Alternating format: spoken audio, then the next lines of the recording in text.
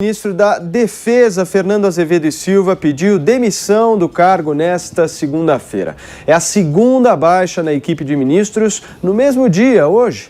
Em nota, o agora ex-ministro agradeceu o presidente Jair Bolsonaro e diz que preservou as Forças Armadas como instituições de Estado.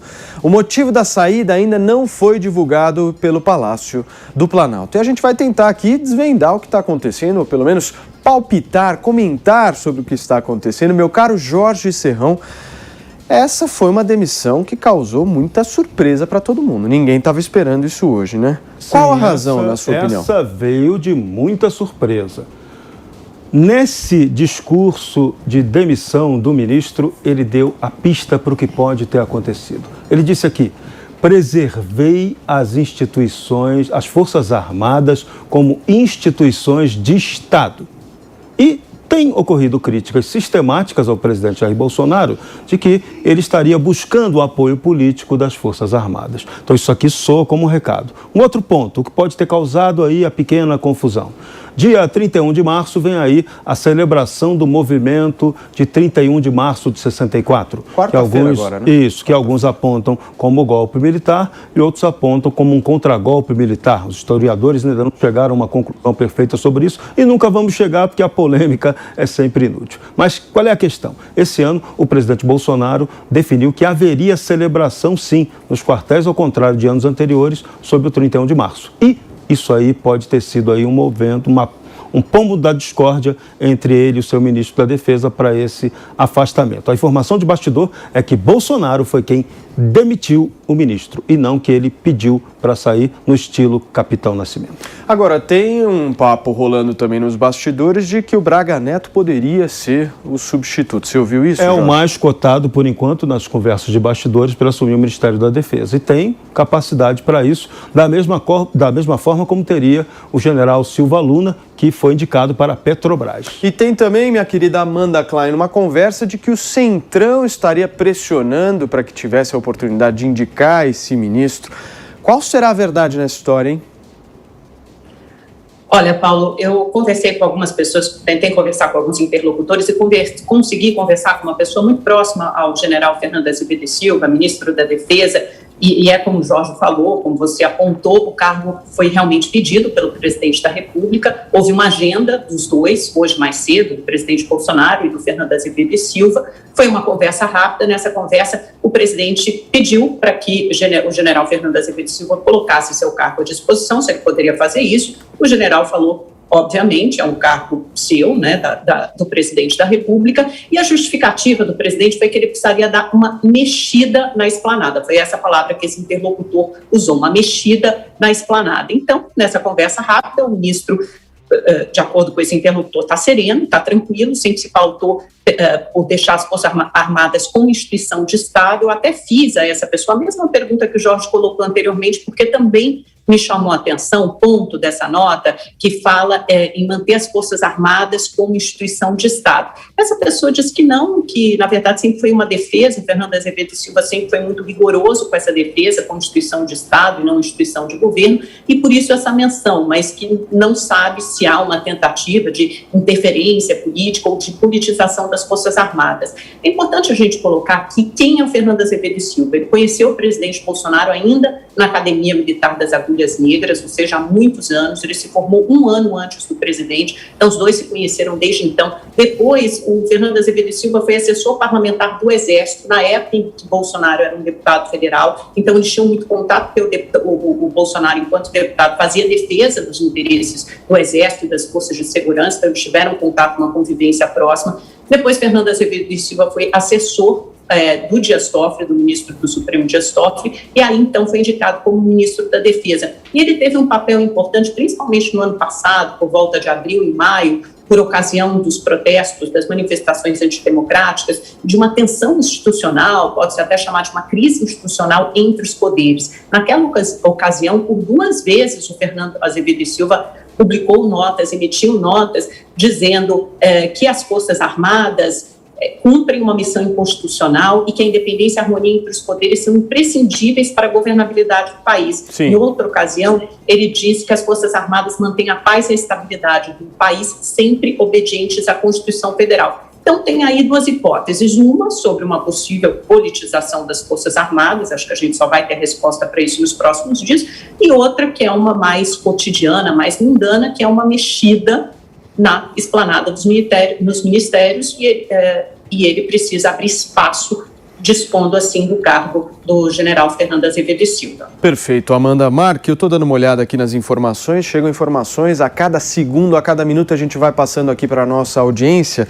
É muito possível também que o presidente Jair Bolsonaro troque o comando ainda hoje da Advocacia Geral da União. Então nós estamos falando só hoje de Ministério das Relações Exteriores, Ministério da Defesa e Advocacia Geral da União, além da demissão da secretária de Educação Básica que pediu demissão no Ministério da Educação. Mark, o que está acontecendo com o governo? Na verdade, o Bolsonaro aproveitou, Paulo, a mexida no Ernesto Araújo para fazer uma reforma ministerial, que começou como mini-reforma e vai ganhando ares de grande reforma. De 3 a 4 ministros devem ser alterados hoje. É importante falar que essa decisão do Fernando Azevedo pegou todo mundo de surpresa, já falaram, eu conversei com um assessor próximo ao ministro e ele falou inclusive o seguinte, olha, eu estava numa reunião fora do ministério, recebi a nota e liguei lá no ministério para saber se não era fake. Então os próprios assessores diretos foram pegos de surpresa e sim, foi o Bolsonaro que pediu para o ex-ministro, agora ex-ministro já, sair do cargo para que ele tivesse uma saída honrosa e o Bolsonaro pudesse fazer as mexidas. Nos bastidores do Palácio, já é quase certo que o Braga Neto sai da Casa Civil e vai para o Ministério da Defesa. Aí o general Ramos também pode sair da Secretaria de Governo e vai para a Casa Civil, o que vai deixar aberto aí, portanto, a Secretaria de Governo, que é responsável pela articulação política do governo. O Centrão disputa o cargo, já se falou no líder do governo na Câmara, o deputado Ricardo Barros. Eu falei com o Ricardo Barros agorinha, ele negou, disse que não vai assumir esse cargo. Os outros cotados para esse cargo são o Fábio Faria, que atualmente está na Secretaria de Comunicação, e também o Eduardo Gomes, que é o líder do governo no Congresso. Então, um desses pode assumir a Secretaria de Governo. E, como você já adiantou aí, o José Levi deixa a Advocacia Geral da União, também não está certo quem vai assumir esta pasta, e com a saída do Azevedo, também vai ter mexida no Exército. A cúpula do Exército já dá como certa a saída do general Edson Pujol, que deve deixar o cargo com a saída do Azevedo. Um bastidor importante nessa confusão toda aí, viu, Paulo, é o porquê que o Azevedo estava em baixa com o presidente Bolsonaro. Recentemente, o general Paulo Sérgio, que é o responsável pela saúde no Exército, deu uma entrevista a um jornal de Brasília dizendo que acredita na terceira onda. E isso irritou muito o gabinete do presidente. O presidente não acredita nessa tese de segunda, terceira onda. E desde então, o Azevedo já vinha sendo questionado que não teria o controle do Exército, até porque os outros generais estariam falando coisas que não são bem-vindas na visão do governo. Então, o Azevedo já estava embaixo há algum tempo, e aí, com a saída do Ernesto, que teve que sair mesmo por questão política, o Bolsonaro aproveitou para dar uma mexida geral no governo, e todas essas trocas aí devem se consolidar ainda hoje. Perfeito. Agora, o nosso querido Jorge Serrão trouxe uma informação aqui que faz também a gente pensar. Será que o 31 de março tem algo a ver com isso? Você acha, Amanda, que tem algo relacionado a isso? Uma possível insatisfação do presidente da República com o ministro da Defesa, pelo ministro da Defesa não querer comemorar esta data? Eu não sei se ele não gostaria de comemorar. Se não me engano, no ano passado teve alguma coisa em relação a essa comemoração, né, que depois virou uma questão de justiça. Acho que não é isso, não. Eu fico mais com a tese de que ou é uma mexida mais ampla, ministerial, e aí o sinal de alerta foi soado pelo Arthur Lira na semana passada. O Bolsonaro viu que o barco está afundando mesmo e que é preciso mexer ali para acomodar alguns interesses do Centrão. A gente precisa lembrar que desde que foram eleitos os presidentes da Câmara e do Senado, a única indicação do Centrão foi para o Ministério da Cidadania, o deputado João Roma. Então, é óbvio que uma reforma ministerial mais ampla para acomodar esses novos aliados seria necessária. Agora, de fato, isso pegou todo mundo de surpresa, não estava no radar de absolutamente ninguém essa demissão, esse pedido de demissão do Fernando Azevedo Silva, que era um interlocutor de confiança, alguém muito próximo, muitos anos de convivência com o presidente Bolsonaro. Se bem que ele já demitiu outros interlocutores próximos, né? A amizade não é exatamente um entrave, uma barreira para o presidente Bolsonaro. Quando o Mark fala aí do advogado-geral da União, a gente precisa lembrar também que, acho que semana passada ou retrasada, a gente teve aquele problema do pedido que foi assinado, aquela ação direta de inconstitucionalidade assinada diretamente pelo presidente Bolsonaro, para tentar tirar a autonomia lá dos governadores e prefeitos na imposição de medidas restritivas nos estados e municípios. Lembra que aquilo não foi aceito pelo ministro Marco Aurélio, justamente porque não tinha assinatura do advogado-geral da União. E a gente comentou à época, né, Marco, que bastava apresentar aquele pedido, uma coisa que levaria 10 segundos, né, menos de 1 minuto. Isso nunca foi feito, uma nova ADIM não foi protocolada. Então, também não sei se o presidente aproveita essa reforma ministerial para tirar todos aqueles cargos que ele não consegue ter total e absoluto controle e colocar pessoas de sua absoluta e restrita confiança. E sobre o Edson Pujol, que é o comandante do Exército, o Fernando Azevedo Silva, antes de publicar essa nota de demissão, conversou com os comandantes das 3 forças, eu tive essa informação também, e a gente precisa lembrar que o Edson Pujol, em novembro do ano passado, numa aparição pública, ele falou algumas palavras fortes, né? Ele disse que as Forças Armadas não são instituição de governo, não temos partido. Independente de mudanças ou permanências em determinado governo por um período longo, as Forças Armadas cuidam do país, elas são instituições de Estado, são permanentes. Então, o Edson Pujol, de vez em quando, ele também entrava ali numa bola dividida, né? Pronto com o presidente, numa bola dividida, sim. Exato. Perfeito, Amanda. Jorge, você em seguida, Mark. Bom, hoje também aconteceu uma outra demissão, um pouquinho menos rumorosa, mas que causa um certo terremotozinho também no mercado financeiro. O gerente executivo de recursos humanos da Petrobras, Cláudio Costa, foi demitido.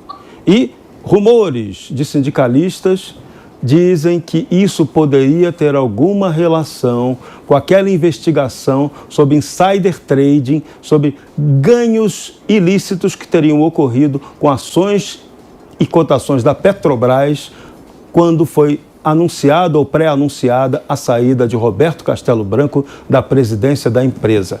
A negociada que está sendo investigada, ela poderia gerar um lucro final de até 11 milhões de dólares. Não é pouca grana, não. Perfeito. Jorge, deixa eu ouvir o Mark para a gente girar a pauta aqui, porque nós temos que falar de uma outra demissão também polêmica. Vai lá, Mark.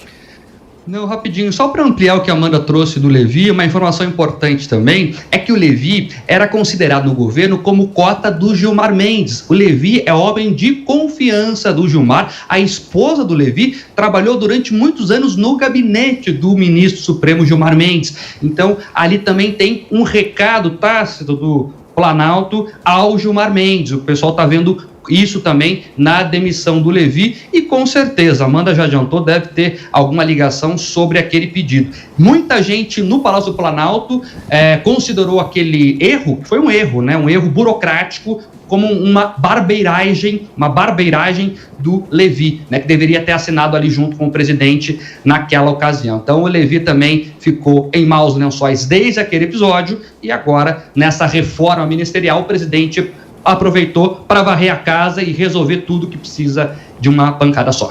Perfeito.